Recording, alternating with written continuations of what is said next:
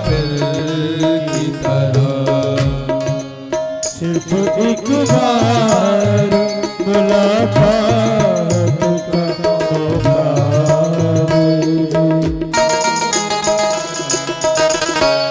हम तेरे शहर आए हैं मुसाफिर की तरह।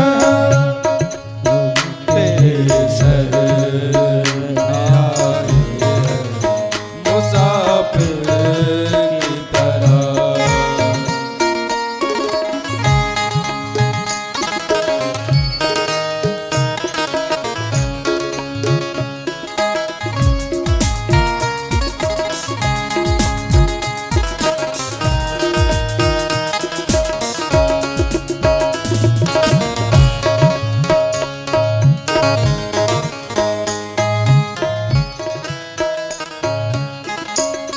मेरी मंजिल है कहाँ, मेरा ठिकाना है कहाँ। मेरी मंजिल है कहाँ, मेरा ठिकाना है कहाँ। छोड़ कर तुझको मुझे शाम यूं जाना है कहाँ। को मेरे शाम यूं जाना है कहाँ। सिर्फ एक बार मुलाकात का मौका दे। हम तेरे शहर में आए हैं मुसाफिर की तरह। हम तेरे शहर में आए हैं मुसाफिर की तरह। हम तेरे शहर में आए हैं मुसाफिर की तरह। हम तेरे दर पे आए हैं दीवानों की तरह। आज सुदामा जी कहते हैं, इतना बता दो कहाँ तुम नहीं हो, हर जगह प्रभु तुम ही हो, तुम ही हो। हे गोविंद, हम तुम्हारे दर पे आ रहे हैं, तेरी चौखट पे आ रहे हैं, क्योंकि हमारी मंजिल सिर्फ तेरी चौखट है, इसके अलावा मेरी और कहीं नहीं है। आज सुदामा जी चले हैं, एक नदी रास्ते में मिली है। सुदामा जी को नदी में भगवान ने पार उतारा है। भगवान केवट बन के आ गया।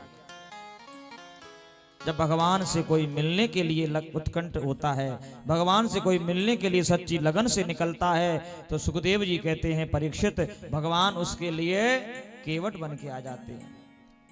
आज भगवान श्याम सुंदर आज उसे गंगा जी से पार उतारते हैं और उतराई मांगते हैं। तो सुदामा जी कहते हैं, उतराई मेरे पास नहीं है। तो आज भगवान की उतराई में गरीबी मांगी है और ठाकुर जी ने आज उतराई में गरीबी सुदामा की ली है।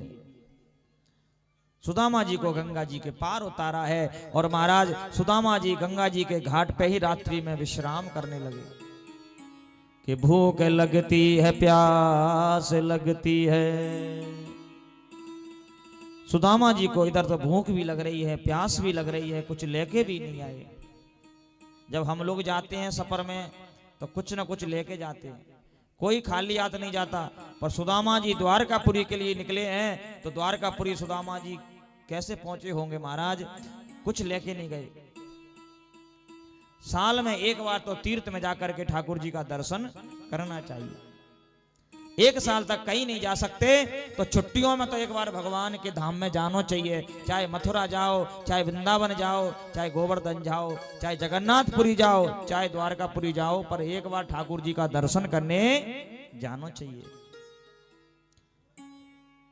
इस बार जो 5 मई से हमारी जो कथा होने जा रही है जगन्नाथपुरी में, महाराज वो हमने छुट्टियों में इसीलिए रखी है कि बहुत से हमारे जो भक्त हैं, जो हमारे शिष्य हैं, उन्होंने कहा गुरुजी हमारे बच्चों के पेपर होंगे, पढ़ाई होगी, हमारे बच्चे जाना चाहते हैं पर नहीं जा पाएंगे, आप ऐसे टाइम पे रखो कथा कि हमारे बच्चे भी चले और हम भी चलें। तो इसलिए हमने गर्मियों में ये आयोजन रखा है और गर्मियों में महाराज सब वहाँ पर जगन्नाथपुरी में आनंद लेंगे और जगन्नाथपुरी में कथा का दर्शन करेंगे। जगन्नाथपुरी में समुद्र है, बढ़िया समुद्र से भागवत की शोभा यात्रा होगी और बगल में ही भक्त वल्लभ निवास है, उसी में कथा होगी और महाराज आधा किलोमीटर दूर है मंदिर से जगन्नाथपुरी। जगन्नाथपुरी की एक विशेषता मैं आपको बताऊं, हम जो लोग एकादशी का उद्यापन करते हैं, लेकिन उद्यापन आप करते हो लेकिन शास्त्र इसके लिए मना करता है। शास्त्र भागवत रामायण ये मना करती है कि एकादशी का उद्यापन नहीं करना चाहिए। एकादशी का उद्यापन नहीं करना चाहिए, सत्यता तो ये है कि एकादशी का दान करना चाहिए। अब हम जा रहे हैं, अब हमारी एकादशी कोई और ले ले तो वो आगे बढ़ाए।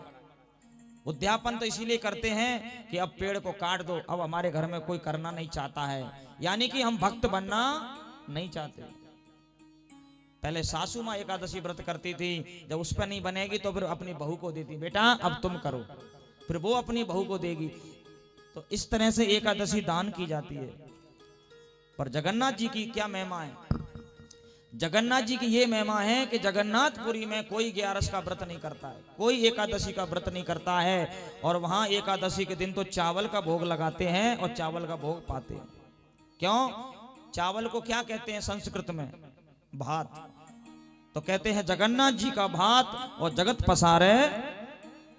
जगन्नाथ जी के भात के टुकड़े के लिए लोग तरसते हैं, अगर एक कण भी मिल जाए तो भी हमारा उद्धार हो जाएगा। और जगन्नाथपुरी में जाके उनका भोग लगा के यदि उस भात को पाओगे तो कल्याण तो निश्चित होना ही है। हमारा एक जगन्नाथ जी का मंदिर यहाँ कुलैत में भी है।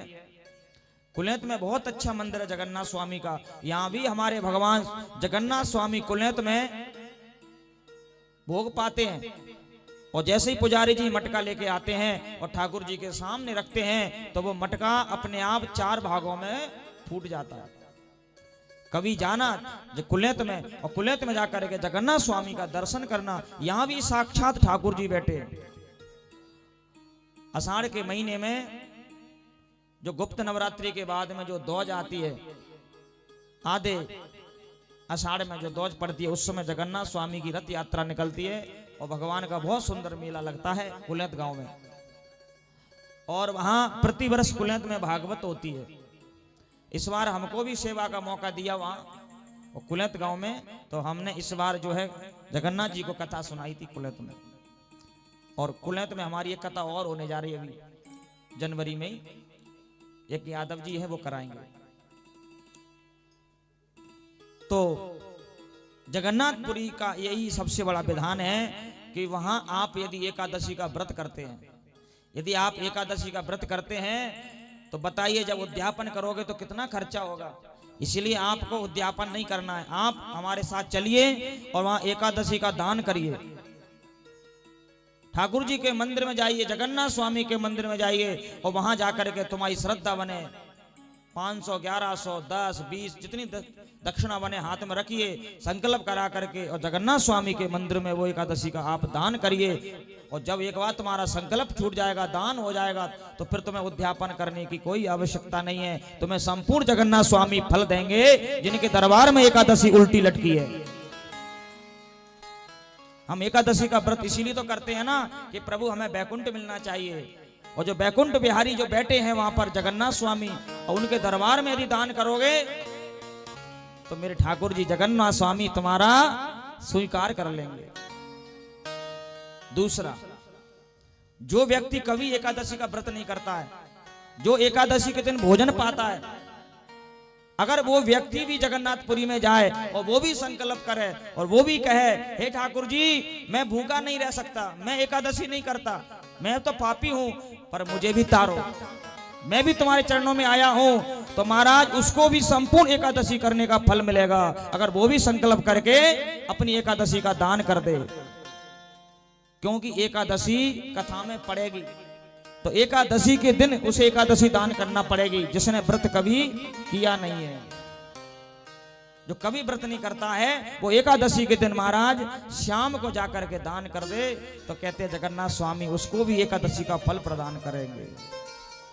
तो आप सभी लोग जिनको चलना हो, जिनको मन हो महाराज, फरवरी में 20 फरवरी से हमारे रिजर्वेशन होंगे, तो जिन भक्तों को चलना हो वो अपना नाम अपनी आईडी कराएं, रजिस्ट्रेशन होंगे, उनकी आईडी बनेगी और उनको बाकायदा यहाँ से ले जाया जाएगा और उत्कल से यहाँ से रिजर्वेशन होंगे शाम को और बढ़िया सारी व्यवस्था रहेगी तुम्हारी, वहाँ ठहरने की, रहने की सब व्यवस्था रहेगी।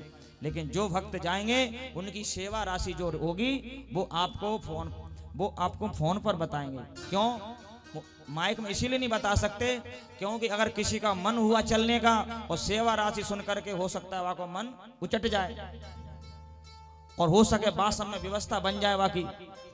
इसीलिए जिसको चलना होगा वो संपर्क करे और हमारे पास हमारे विजिटिंग कार्ड हैं। अगर किसी को हमारा नंबर चाहिए, किसी को विजिटिंग कार्ड चाहिए, जीवन में कभी यदि किसी को भागवत कथा करानी हो, कभी किसी को राम कथा करानी हो, श्री देवी भागवत शिव पुराण की कथा करानी हो तो वो संपर्क कर सकते हैं। जीवन में कभी भी किसी को सुंदरकांड रामायण करानी हो तो हमसे मत कराना, क्योंकि हम सुंदरकांड रामायण वाले नहीं हैं, हम तो भगवान की कथा करने वाले हैं। सुंदरकांड कराना हो तो करवा सकते हैं हमारी मंडली के द्वारा, ये तुम्हारा कर देंगे, पर हम नहीं करते हैं। हम करवा सकते हैं, हम तो सिर्फ भगवान की कथा का गुणगान करते हैं और भगवान की कथा का ही गुणगान करेंगे। तेरी कृपा है सांवरे। और वास्तव में अगर भगवान की कथा का सहारा नहीं होता तो आज इतने लोग नहीं होते यहाँ कि प्रभु कथा का सहारा न होता। अरे प्रभु कथा का सहारा न होता, प्रभु कथा का सहारा न होता, प्रभु कथा का सहारा न होता तो दुनिया में कोई हमारा न होता, तो दुनिया में कोई हमारा न होता।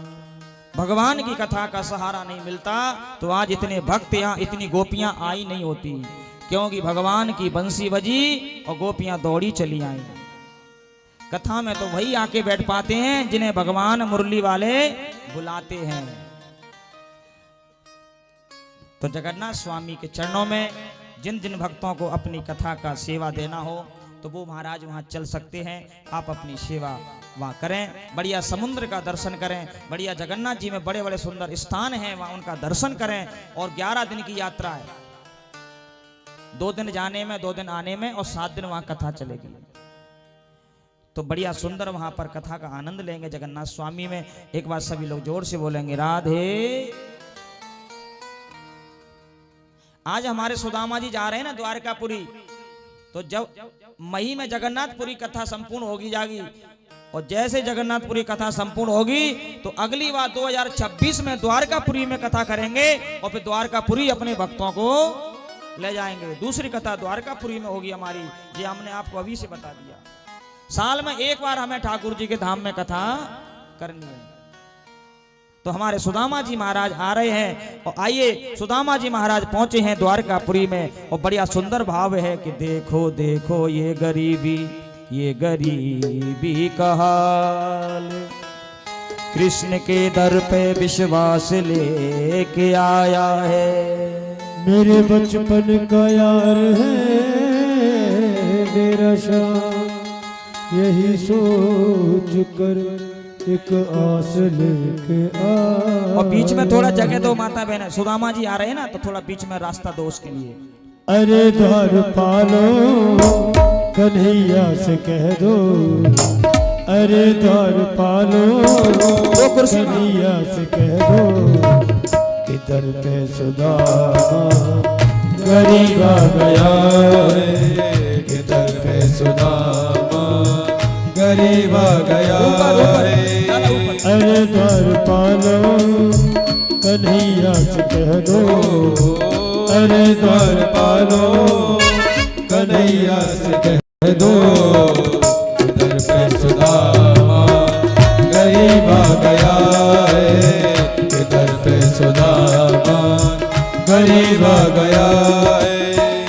भटकते भटकते न जाने कहाँ से, भटकते भटकते न जाने कहाँ से, और तुम्हारे महल के करीब आ गया है। एक बात, एक सूचना मैं देना चाहूंगा, जो भक्त खड़े हुए हैं वो अपनी जगह पर बैठ जाएं। चावल बाद में ये चढ़ाना। चावल बाद में चढ़ाए जाएंगे। अभी जितने भी भक्त ये चावल का दान कर रहे हैं, कोई भी दान न करे। सुदामा जी महाराज आपसे अनुग्रह करते हुए कि आप सीधे मंच की तरफ आए। अभी द्वारकाधीश से मिलने दो उनको। जब सुदामा जी ठाकुर जी चावल खाएंगे तब चावल चढ़ाए जाते हैं, है ना। तो आप एक एक करके आना और अपने चावल ठाकुर जी चरणों में चढ़ाना। अभी तो उनको लीला करने दो। जय हो। अरे द्वारपालो कन्हैया से कह दो, अरे द्वारपालो कन्हैया से कह दो कि मिलने सुदामा करीब आ गया है, कि मिलने सुदामा करीब आ गया है।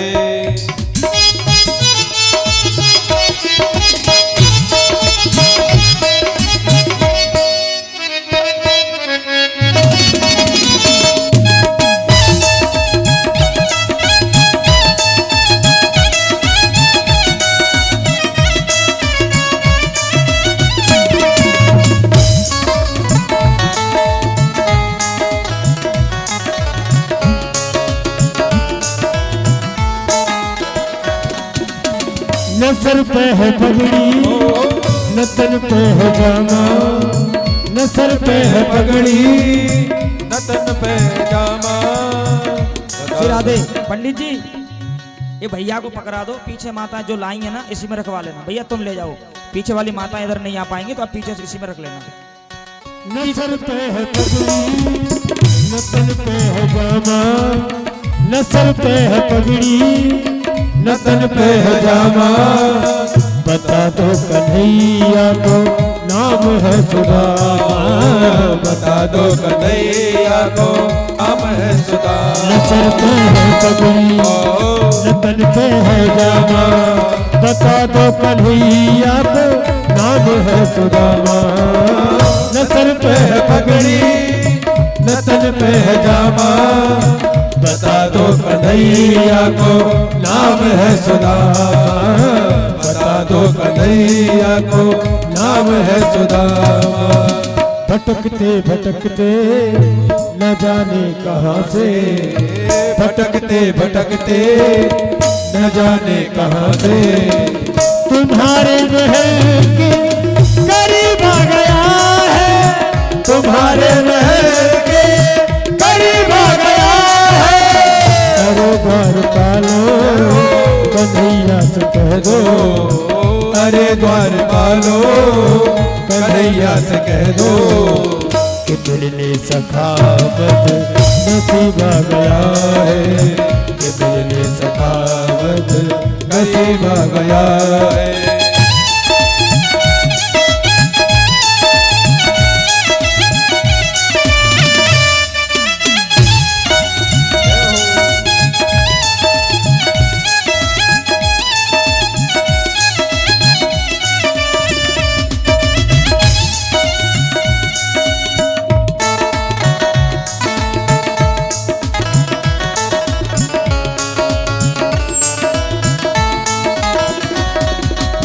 ये सुनते ही दौड़े चले आए मोहन।